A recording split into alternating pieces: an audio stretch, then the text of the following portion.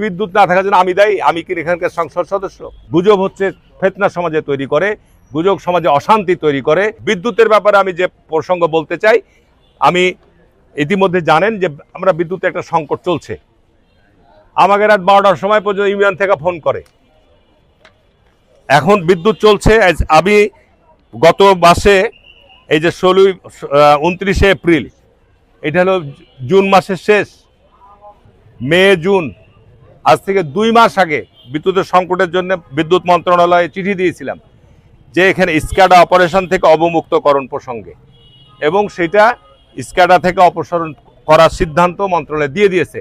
কিন্তু আপনারা যারা সংসদ দেখেন, এখন তো সংসদ লাইভ প্রচার করা হয়। গতকালকে বিদ্যুৎ মন্ত্রী সংসদে বলেছে যে বর্তমানে 2টো বিদ্যুৎ কেন্দ্র, বড় বিদ্যুৎ কেন্দ্র, 300 মেগাওয়াট উৎপাদন ক্ষমতা সম্পন্ন বিদ্যুৎ কেন্দ্র আকস্মিকভাবে বন্ধ হয়েছে। এটা যেহেতু জেনারেশনটা হয় কয়লা দিয়ে, ডিজেল দিয়ে, বিভিন্ন জ্বালানি দ্বারা, যে কারণে যে কোনো সময় এটা হতে পারে, যে কারণে মন্ত্রী নিজেই কালকে সংসদে বিবৃতি দিয়ে বলেছে যে একটু ধৈর্য ধরতে হবে, আমরা চেষ্টা করছি 2-1 দিনের মধ্যেই এই বিদ্যুৎ কেন্দ্রগুলো চালু হয়ে গেলে এই সংকট দূর হয়ে যাবে ইনশাল্লাহ। সুতরাং এগুলো আমাদের তো সঠিক তথ্য। এখানে আজকে সামাজিক যোগাযোগ, বিদ্যুৎ না থাকার জন্য আমি দায়ী, আমি কি এখানকার সংসদ সদস্য?